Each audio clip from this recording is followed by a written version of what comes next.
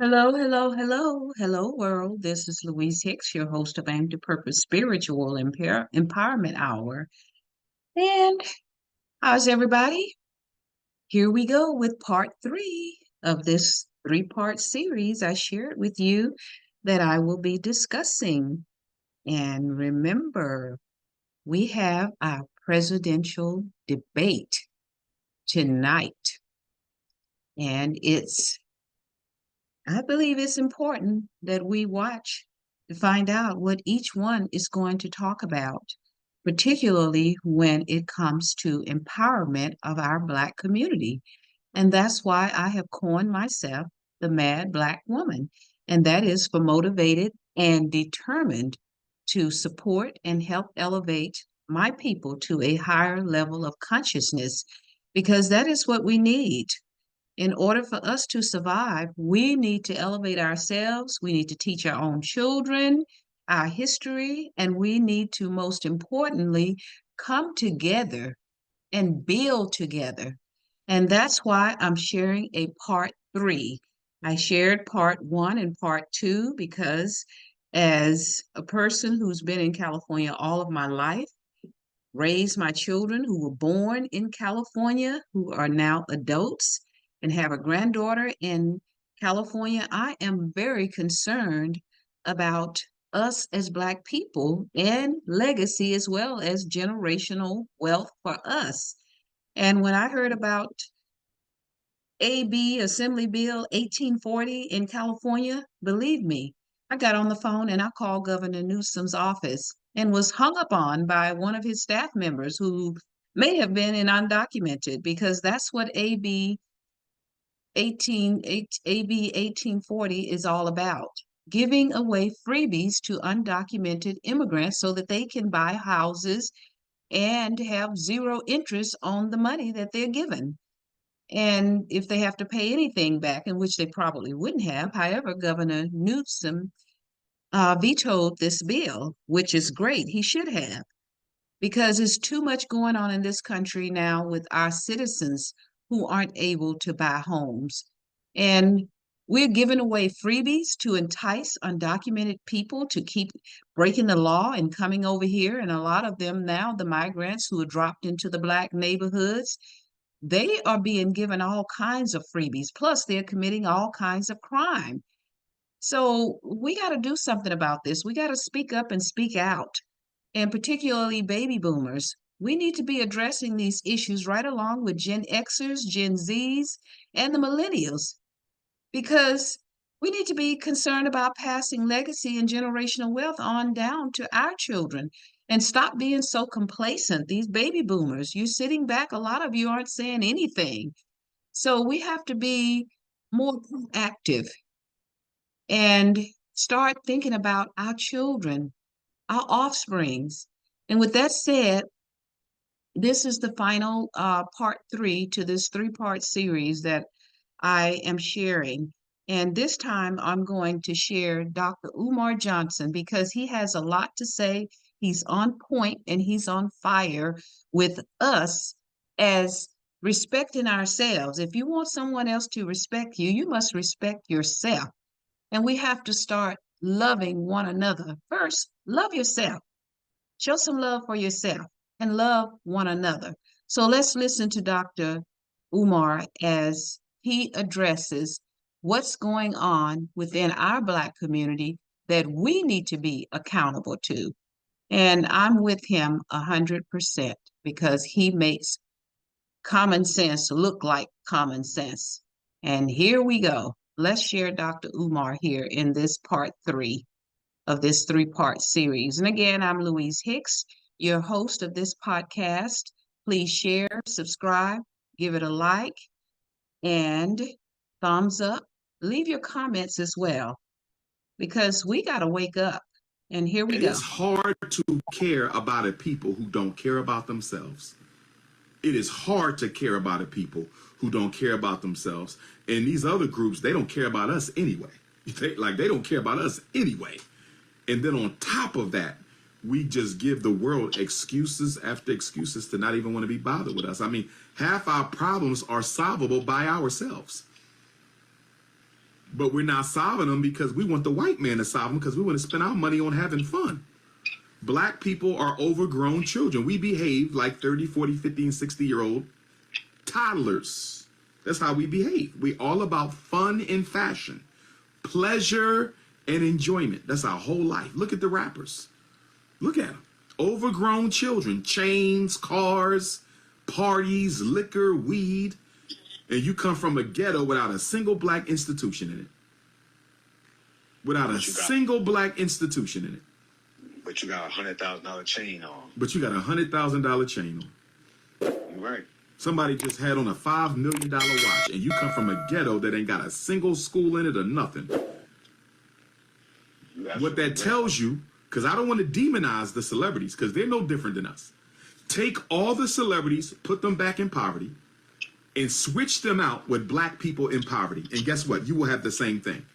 Because every black person in America is willing to sell out the community to do better for themselves. Period. Period. That's why I don't go too far into demonizing the celebrities. Switch out LeBron, switch out Oprah, switch out Jay-Z, switch out Puff, switch out Bob Johnson, switch out Serena, switch out Rihanna, switch out all the black billionaires, Kanye, switch them out. And guess what? Switch them out right now and you will have the same thing, because most black people have no problem selling out their people to get rich. Most of us will do it in a heartbeat. And that's why celebrities do not respond to criticism, because most of them are intelligent enough to know that if you were offered what I was offered, you did it too. Well, the issue is Black America, we have backed ourselves into a corner by constantly pushing multiculturalism, colorblindism, people of color, and fighting for everybody instead of just fighting for ourselves. Like, if you notice, we've never had a fight just for ourselves. Civil rights mostly was about us, though. But since Dr. King's assassination, we have been stuck on multiculturalism. Every time we talk for everybody. We never just focus on our own problems. And the problem is, when we're advocating for these other people, we're advocating for people who don't even like us. Right. Latinos don't like us. Arabs don't like us. European Jews don't like us. Chinese don't like us. East Indians don't like us. And we're always fighting for people who don't even like us. And now they've weaponized those same people we've been advocating for. They've weaponized them against us now. And it's tough. And even now that people of color have been weaponized against black people, immigrants have been weaponized against black people, we still won't fight for ourselves because we believe it's wrong to be for black people first. We believe that's wrong. We're the only people in the country who have a problem being for themselves. We have to be for everybody. We can't be for ourselves. It's a psychological straitjacket that this illusion of inclusion has put us in. Black religion has a lot to do with it as well, because most black churches preach colorblindism too. So that don't help either, you know, but we did this to ourselves, man. We really did this to ourselves. Everything from not holding Barack Obama accountable, worshiping him while he did nothing for us. And of course, you know, that this is our fault. So much of this is our fault. And we still won't organize the black vote. Even now, you got black people out here running around, caping for Kamala Harris.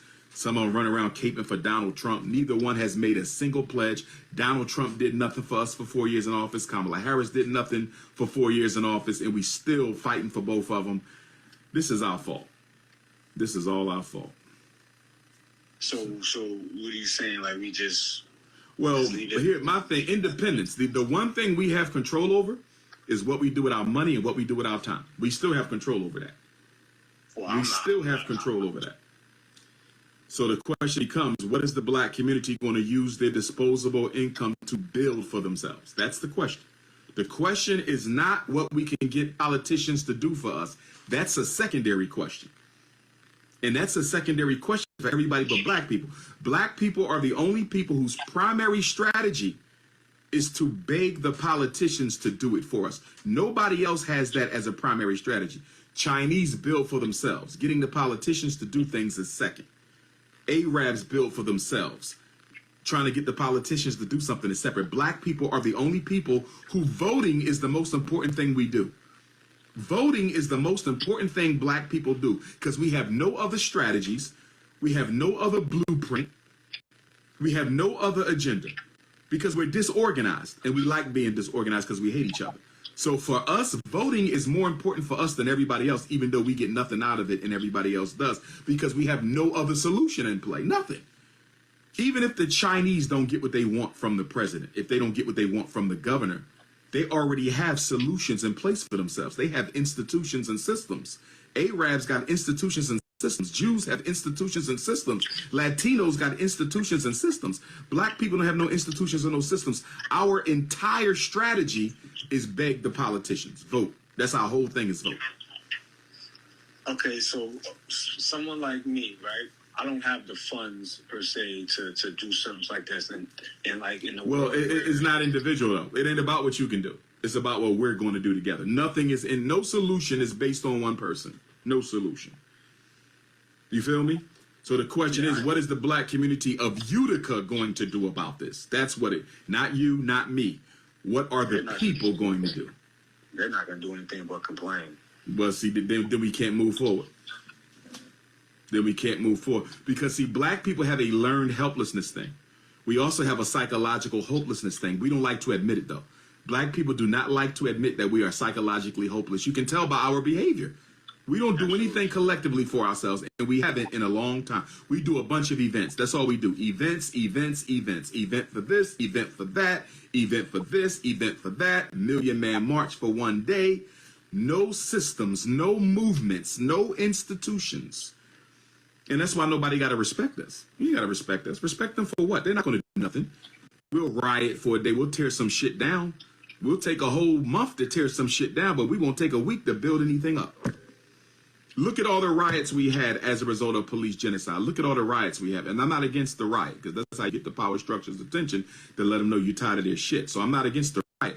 But where was the revolution? Where was the institutional revolution to build something after we tore everything down? It's easy to tear shit down. I'm not impressed with black people who can loot and burn and break up shit. A toddler can do that. A toddler can do that. But a toddler can't build. When are we going to do something for ourselves with this $2 trillion in spending power we have? That's the one question that is never discussed. Look at all the YouTube videos. Look at all the Instagram posts. Look at all the memes. You rarely hear a serious conversation on what we're going to do for ourselves. That's the one conversation black people don't want to have outside of having fun. We always talking about vacations. We always talking about parties. We're always talking about going to buy something, going to party. What are we going to do for ourselves with our money? That is the elephant in the room. And the question is nothing, because black people don't have enough collective love. We don't love. It takes love to want to sacrifice. Right. And we have to be guaranteed a victory in order to struggle. That is cowardice. That's like saying, yo, you got to go fight that dude over there. He picking with your little sister. Well, I can't fight him unless I know I'm going to win. What the hell is that? Nobody can predict an outcome. It's like a boxer getting in the ring. When you walk in that ring, you don't know if you can beat him, but you're going to do your best. You have enough courage to try. Black people saying, I don't have no courage to try. Black people saying, I'm not trying shit unless you can guarantee me we're going to succeed. I'm not going to try. And that's black people. No confidence in self. Zero hope in each other. And so what we do, we try to escape blackness by bunny hopping. We try to escape blackness by marrying, by saying we ain't black, we's pretendians. We will do anything. Instead of solving our problems as black people, we would just rather try not to be black. That's our strategy. I'm just going to do whatever I can to try not to be black. I'm going to pass as white, or I'm going to marry a white person. I'm going to be a pretendian. I'm going to say I'm not from Africa. Whatever I can do to get away from being black, because we have no hope. That's how most of us think. And it's sad, brother. It's sad. And it ain't getting no better. It ain't getting no better. Like, they have done an excellent job convincing us that it's useless absolutely useless to fight as black people. You better fight as a Muslim, fight as a Christian, fight as a minority. Don't fight as a black person, because nobody likes y'all and nobody wants to be with y'all. And most of us, we're psychologically defeated. And any solution we try to come up with, you got to make sure you don't have people in there who are going to infect your movement with negative criticism and negative thinking. You know, because that's what the YouTubian struggle streamers are all about. They're all about criticizing and condemning anything while they do nothing at all. That's what they specialize in. They will make a million videos tearing down what you're trying to do for the people while they themselves do nothing at all. That's what they specialize in. The YouTubian struggle streamer community is a collective self-hatred campaign. That's all they do, is find people to talk about while they do nothing. So it don't look good, my brother, but I'm going to tell you this, though. It's going to get worse if we don't make it get better. Because I'm looking at these 3 eclipses that are coming up. We got an eclipse on Nat Turner birthday. Well, the first one, we got an eclipse on the day Harriet Tubman escaped from slavery. September 17th is a lunar eclipse.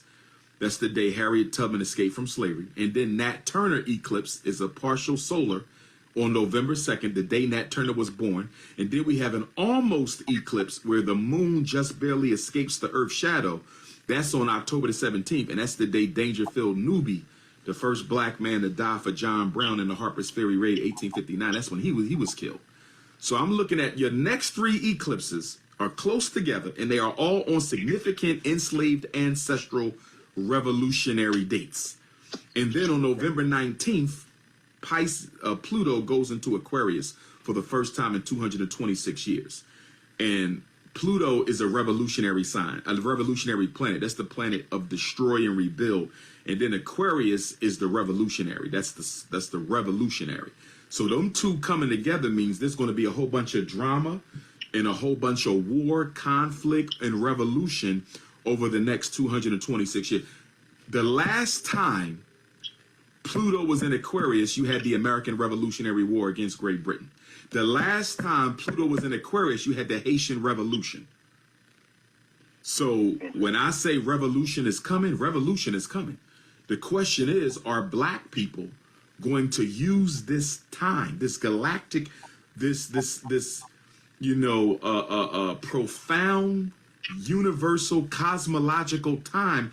Are we going to use this to try to get ourselves out? I don't think it's a coincidence that Pluto goes into Aquarius less than 2 weeks after the election. I don't think it's a coincidence at all. Once this election is over, all hell is going to hit the fan. All hell is going to hit the fan. And I'm talking from a universal perspective, from a spiritual level. It's time for the world to be recalibrated. There's going to be a universal recalibration of power. The question is, are black people going to sit on our asses? There's going to be a new global power. America is on her way out. America will not survive Pluto in Aquarius. I can tell you that right now. 225 years from now, when Pluto moves into her next sign, America will no longer be the superpower of this planet. The question is, will it be African people, or will it be the Chinese or the East Indians or something else? But we're living in some revolutionary times right now, my brother. Revolutionary time, unprecedented revolutionary times from a cosmological standpoint. But are black people going to take advantage of it? That's a good question. That's a good question. I mean, think about that now. Last time Pluto was in Aquarius, you had the greatest black revolution and the greatest white revolution. You had the American Revolution and the Haitian Revolution the last time Pluto was in Aquarius. Well, the thing is, we're not disagreeing. I'm just saying you start them as soon as they're born. What you're saying is you intensify it during that adolescent period, because that's when we can lose them. Right. So, no, I agree with you on that. I'm just saying we start as soon as they're born. But I agree with you. We need to intensify around that, because the way that America has set this whole psychological indoctrination system up is they hitting our kids with the rainbow agenda as soon as they get into kindergarten. They hitting them hard. They're hitting them hard because they want to make sure when your child is old enough to procreate, when your child is old enough to procreate, we're going to make sure they don't want to. Right. You see what I'm saying? We're going to make sure that he ain't even think about no girls when he turned 12. She not even think about no boys when she turned 12 because we didn't already turned them out. Right. That you see, you see what I'm saying? And we're going to make sure that they don't become no type of black activists because we're not even going to tell them what we did to their ancestors. They're not going to learn about no slavery, no racism. They're not getting no Jim Crow, no separate but equal. They're not getting none of that. So they're going to make sure that they are politically docile and sexually confused before they graduate. Absolutely. And the saddest thing about all of this is not what the school system is doing. The saddest thing about all this, we're not going to do anything for ourselves. That's the sad. As bad as the schools are, once we finish talking about the school system, we got to look in the mirror and say why we don't have our own. True. You feel me? At the end of the day, black people have enough money to radically transform our reality if we wanted to. $30 billion on fake hair, perms, and weave, and you got black girls out here selling their body just to pay rent? And black women are spending that kind of money on fake hair that's killing them with fibroid tumors and skull cancer? Yeah. It's hard to care about a people who don't care about themselves. It is hard to care about a people who don't care about themselves. And these other groups, they don't care about us anyway. They don't care about us anyway. And then on top of that, we just give the world excuses after excuses to not even want to be bothered with us. I mean, half our problems are solvable by ourselves. But we're not solving them because we want the white man to solve them because we want to spend our money on having fun. Black people are overgrown children. We behave like 30, 40, 50, and 60-year-old toddlers. That's how we behave. We're all about fun and fashion, pleasure and enjoyment. That's our whole life. Look at the rappers. Look at them. Overgrown children, chains, cars, parties, liquor, weed. And you come from a ghetto without a single black institution in it. Without a single black institution in it. But you got a $100,000 chain on. But you got a $100,000 chain on. You're right. Somebody just had on a $5 million watch, and you come from a ghetto that ain't got a single school in it or nothing. What that tells you, because I don't want to demonize the celebrities, because they're no different than us. Take all the celebrities, put them back in poverty, and switch them out with black people in poverty. And guess what? You will have the same thing. Because every black person in America is willing to sell out the community to do better for themselves. Period. Period. That's why I don't go too far into demonizing the celebrities. Switch out LeBron, switch out Oprah, switch out Jay-Z, switch out Puff, switch out Bob Johnson, switch out Serena, switch out Rihanna, switch out all the black billionaires, Kanye, switch them out. And guess what? Switch them out right now and you will have the same thing, because most black people have no problem selling out their people to get rich. Most of us will do it in a heartbeat. And that's why celebrities do not respond to criticism, because most of them are intelligent enough to know that if you were offered what I was offered, you would have did it too. Well, LeBron built the school. No, he did not. That is a public school. LeBron James did not build a school. That is a lie. The LeBron James School is a public school. It is paid for by the taxpayers of the state of Ohio. He does not have a school. He does provide incentives. He pays for them to go to college and their parents. He does a lot of good incentives. So I don't have an issue with his incentive. It is not his school. He does not own it. He did not build it. Oh, okay. I didn't know that. I thought he actually built it. No celebrity, to my knowledge, has an independent school for black children. No celebrity. Not a basketball player, not a football player, not an actor, not a rapper, not a dancer, not a singer. I don't know of a single celebrity with an independent school for black children. I don't know one. Okay. A lot of charter schools, nothing independent for their own children. Right, okay. You taught me something. I didn't know that. Okay. Yes, sir. Well, I appreciate your time, brother. No problem, King. No problem. Be safe. So California has a Let's massive. stop and let's move forward here And I've already shared budget, Bill. since there are so many I illegal didn't share immigrants this in one, but I've California, and shared the whole enough country suffers from an illegal about alien crisis. But um, California has the immigrants in illegals. California, and So we're not going to talk about that any further. We have already shown you in parts 1 and part 2. So now we're going to talk about what Dr. Umar just talked about, being accountable, showing love for one another. We got to learn to speak out. He made some very, very valid points about what we must do. And if you don't know, you probably should know that the debate is tonight, September 10th, 2024. The debate between Kamala Harris, Vice President Kamala Harris, as well as former President Donald Trump.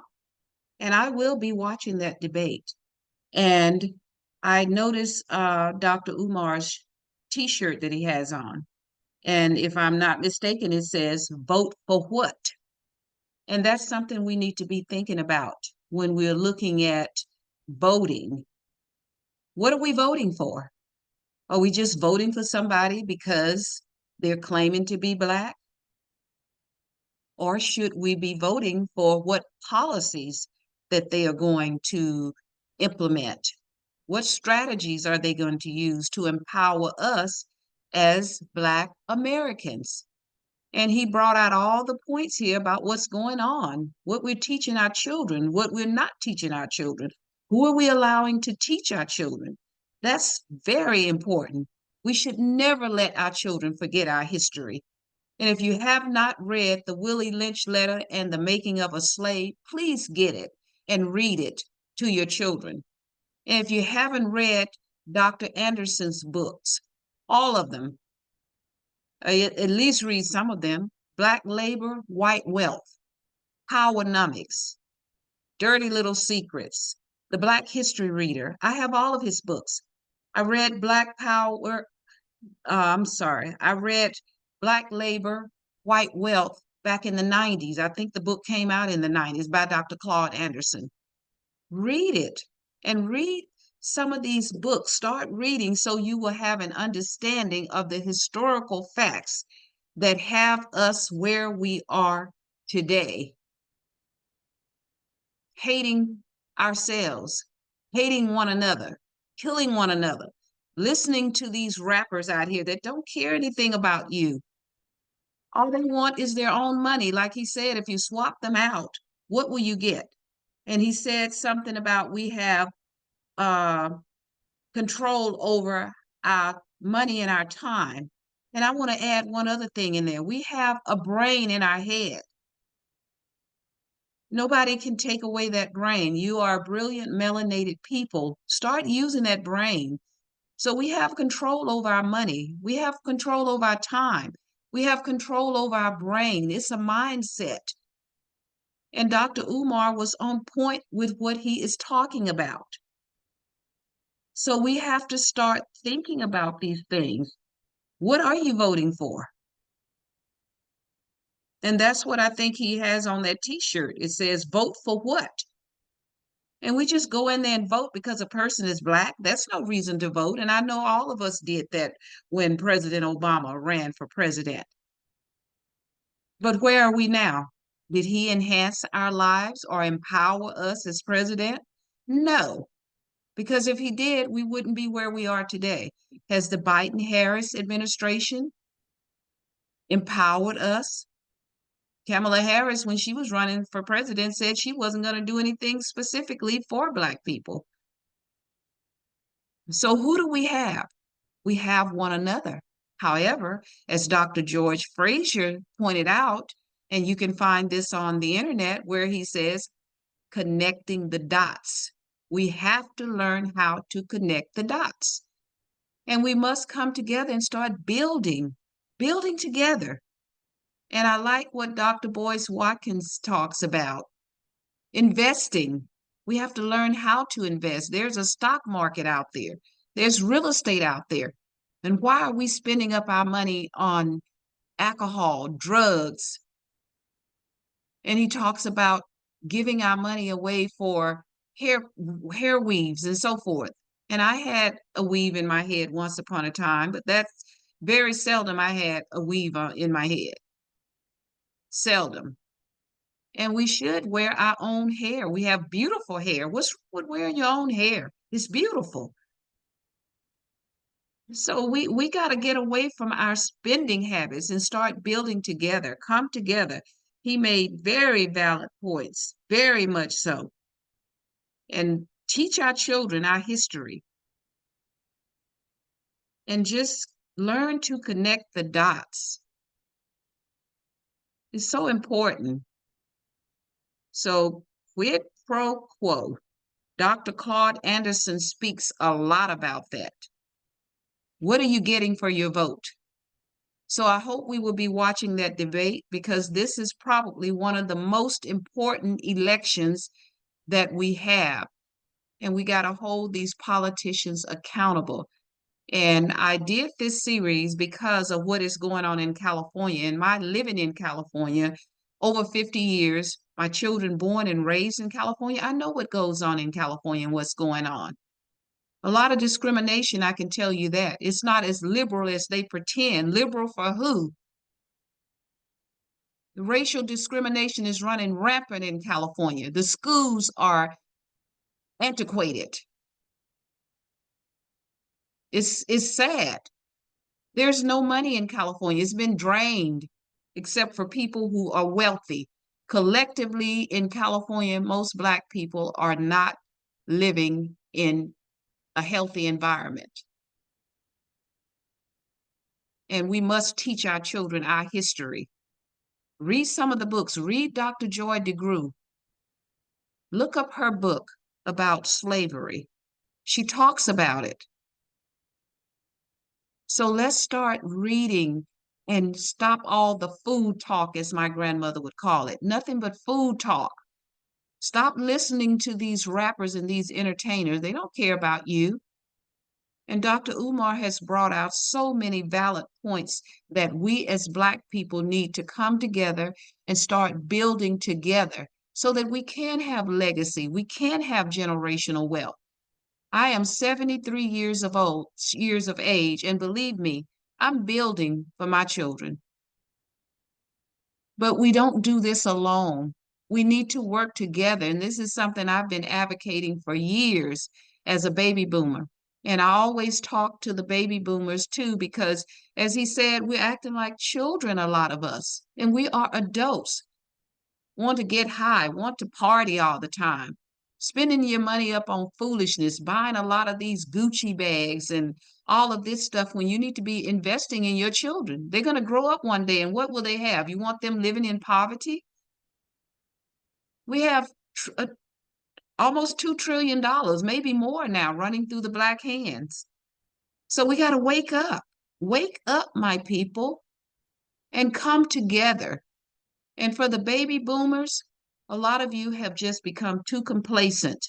What about your children, your offspring, your grandchildren, great-grandchildren, great-great-great-great? You can go all down the line. So we need to wake up as baby boomers, because we know a lot of us got stuck in using drugs and alcoholics and so forth. That was all by design. I didn't, but many of us did. So we have to join these Gen Xers, millennials, Gen Zs, who are about something positive to elevate and uplift our Black community. And that's why I did this series, because you see what these other ethnic groups are doing. They're not thinking about you. They're thinking about their own, and you can't blame them. Charity starts at home.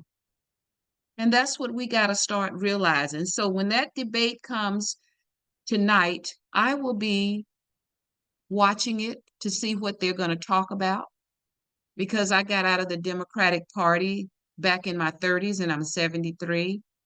And I am very concerned about us as a people, very concerned. We must connect the dots and read more. Love yourself. Love one another. Stop the killing. Stop listening to this stupid rap that's calling our women bitches and hoes and all of this foolishness, but you don't hear them calling anybody else. No other ethnic group of women, females, are they calling these names. And guess who their producers are? Jewish people. But they're not allowing them to call their women or any other women. No white women, no Asian women, no Hispanic women. They're just calling Black women, and that's degrading. And Black women, some of us have awakened to it, but some of us are out here listening to this stuff, doing the twerking like Kamala Harris had Megan the horse there, because a stallion is a horse and it's a male horse, twerking and going on. What kind of politician is that? What kind of political environment is that? We want some sincere people there, people that's going to talk about elevating us as Black people, not anybody there twerking. Like you think that's all we want to do is entertain. Just what Dr. Umar just said. He spoke of all of this, so it's no reason for me to go over it. I just wanted to highlight a few things that we do have control over our time, as he stated, our money, and your brain. So start using your critical thinking skills to elevate collectively. That's what we got to do. And by all means, watch the debate. And again, I am Louise Hicks, your host of this podcast. Please share. Please, please share. And just before I leave, I'm going to share this with you quickly. And I'm going to close out because we have to take control of our own destiny, because your power lies within you. So why do we wait for the government to do for us when they give crumbs or nothing at all? We must solve our own problems. And these people here, Donald Trump, Kamala Harris, will not solve your problems, nor will the California Black Caucus, nor will the Congressional Black Caucus. They've been empowered to do what? Nothing for us as Black people. They're there, but what have they done? Why, if they had done so much, we wouldn't be in the situation we're in today. So it's so important that we don't give up on our reparations, because that's a debt that's owed. You're not handing out any freebies to us. But look what California is doing. They want to hand out all these freebies on the AB 1840 that was vetoed by Governor Gavin Newsom, which it should have been vetoed. Should have never been established in the first place. Why are we giving freebies to people that break the law to get in here? And we're going to give them freebies when people are struggling. So if you haven't watched episode 141, part 1 and 2, this is part 3, because we must do for ourselves, and we can. We can do for ourselves, and that's important. We cannot sit around waiting for the government crumbs, because that's all they're going to give you by design. You see how they're moving all of the migrants into the Black community. Why do you think they're doing that? They want to displace you. Biden-Harris administration, they've opened the floodgates to these people. And now California wants to give them housing, free houses. They're already doing it. They said they gave 1,700 people some money or houses or something. I wonder what ethnic group were these people. So we got to wake up and see what's going on and come together collectively to help ourselves. And Dr. Umar, thank you for this video, because you are on point about what's going on within the Black community. We must learn to respect ourselves, love ourselves, and respect one another. And as a 73-year-old baby boomer, I am with these Gen Xers, the millennials, and the Zs who are out here talking with common sense. And these rappers who are advocating murdering one another, indulging in the drugs that is brought in the country, not by Black people, because we don't have the resources to do it. So you know who's bringing it in, bringing these drugs in here, and where are they planting them? Not to say others don't use drugs, because they use a lot of drugs too. But we shouldn't be. We should be the last people to use it, because we should be working on empowering ourselves and building collectively together. And stop following these celebrities and these rappers, because they don't care. They're self-serving. And with that said, please stop waiting for government crumbs, because that's all you're going to get, or nothing at all. We must solve our own problems. And again, I'm Louise Hicks. Please share, like, subscribe, leave your comments, give it a thumbs up, because this is what we need. More common sense talk to help us recognize and realize that we must solve our own problems. Not to say, like I said, don't give up on reparations, because that's a debt that's old. It's a debt. And for these Congressional Black Caucus, the California Black Caucus, what are you doing? What are you doing? Because you're just like all the rest of the politicians. Most of them are corrupt. They're bought, signed, sealed, and delivered. So thank you again, Dr. Umar, and thank you to all of my supporters for subscribing. I will be coming to you talking some more about some other interesting topics that I have discovered. And this is a great way for us to keep in touch with one another.